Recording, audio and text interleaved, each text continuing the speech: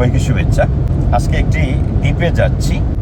এটি মিশিগানের হ্যামট্রমিক শহর থেকে প্রায় 400 কিলোমিটারের দূরের একটি জনপদ এবং এই আইল্যান্ডটা মূলত একটা বিশাল জলরাশির মধ্যে অবস্থিত, যে দ্বীপে একদম আধুনিক সভ্যতা যেটাকে বলে, এই আধুনিক সভ্যতার ধারে কাছে তারা নেই। ঘোড়ার গাড়ি চলে, সেখানে পায়ে হাঁটতে হয়, সাইকেল নিয়ে আপনাকে ঘুরতে হয়। এরকম একদম আদি যুগের একটি দ্বীপ বলা চলে। সেই দ্বীপে যাচ্ছি। যাওয়ার পথে সুন্দর সুন্দর দৃশ্যগুলো আপনাদের দেখাবো এবং দ্বীপে গিয়ে আপনাদের সাথে সংযুক্তি থাকবে। এটি একটি ঝুলন্ত সেতু। আপনি হয়তো শব্দ শুনতে পাচ্ছেন, অন্যরকম একটি শব্দ গাড়ি চলাচলের সময় করছে।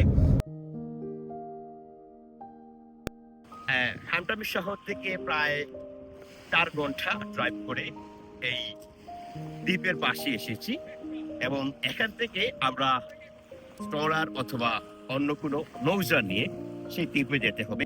এখানে যেতে হলে আপনার বাধ্যতামূলক নৌযান লাগবে। এখান থেকে পার হেড $25 করে লাগে এবং তাদেরকে এই ফিটা দিলে আপনাকে ওই দ্বীপে নিয়ে যাবে। এবং এই দ্বীপগুলি একদম আদিম যুগের দ্বীপ। উত্তাল এই লেক অতিক্রম করতে সময় লাগে প্রায় 30 মিনিটের মতো। এটি হচ্ছে ব্যাক আইল্যান্ড। এই দ্বীপে আসার পর আর কোনো গাড়ি নেই, সাইকেল বাজার আছে। আপনি সাইকেল দিয়ে পুরো দ্বীপটা ঘুরতে পারবেন, আর ঘোড়ার গাড়ি আছে এবং সেই ঘোড়ার গাড়িগুলি আপনি ব্যবহার করতে পারবেন। তবে কাপলরা ঘোড়ার চাইতে সাইকেল চালিয়ে উপভোগ করেন এই দ্বীপের সৌন্দর্য। 1780 সালের আগ পর্যন্ত এই দ্বীপটাকে আসলে তেমন কেউ চিনত না, কিন্তু হুট করে যখন এই দ্বীপটা বড় লোকদের নজরে আসে, এই দ্বীপে আমেরিকান পয়সাওয়ালারা যারা আছেন তারা সেখানে বাড়িঘর নির্মাণ করা বা কিনে নেওয়ার প্রচলন শুরু করেন। এরপর থেকেই পুরোপুরি এই দ্বীপটা আদিবাসীর অধীনস্থ থেকে চলে যায় বড় লোকদের কাছে। আপনি যখন এই দ্বীপটা ঘুরতে চাইবেন তখন 3টে পথ আছে। একটি হচ্ছে আপনি পায়ে হেঁটে পুরো দ্বীপটা ঘুরতে পারবেন, আবার বাইসাইকেলে ঘুরতে পারবেন, ঘোড়ার গাড়ি দিয়ে আপনি ঘুরতে পারবেন। তবে বাইসাইকেল দিয়ে আপনি যখন ঘুরতে চাইবেন আপনাকে $35 পে করতে হবে। আবার ঘোড়ার গাড়ি নিয়ে যখন আপনি ঘুরবেন তখন $45 আপনাকে পে করতে হবে। প্রায় 5 কিলোমিটার জায়গা এই ঘোড়ার গাড়ি আপনাকে পুরো দ্বীপটা ঘুরে ঘুরে দেখাবে।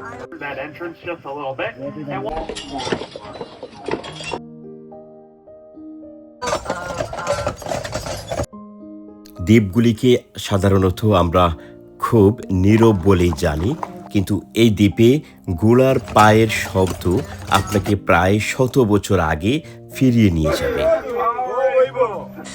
এই নিঝুম দ্বীপটা এত বেশি নীরব যে এখানে মাত্র 500 জন মানুষ বসবাস করেন বা তার চেয়ে কিছু বেশি।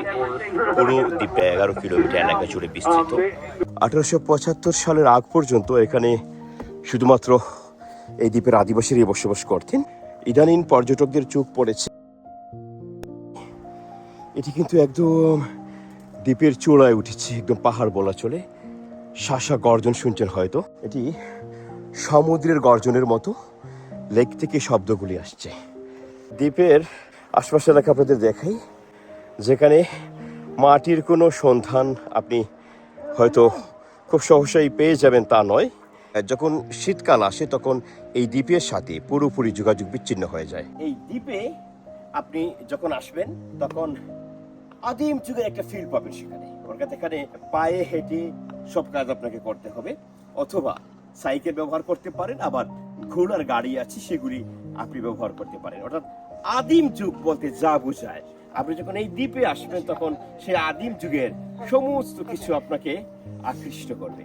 এই যে একটি ঘর দেখতে পাচ্ছেন, এই আদলে ওই এলাকার আদিবাসী যারা ছিল তারা একসময় ঘর নির্মাণ করতেন এবং এই দ্বীপে তারা বসবাস করতেন। এই দ্বীপটা নিয়ে আমেরিকা এবং ব্রিটিশদের মধ্যে বেশ কয়েকবার মুখোমুখি হতে হয়েছে।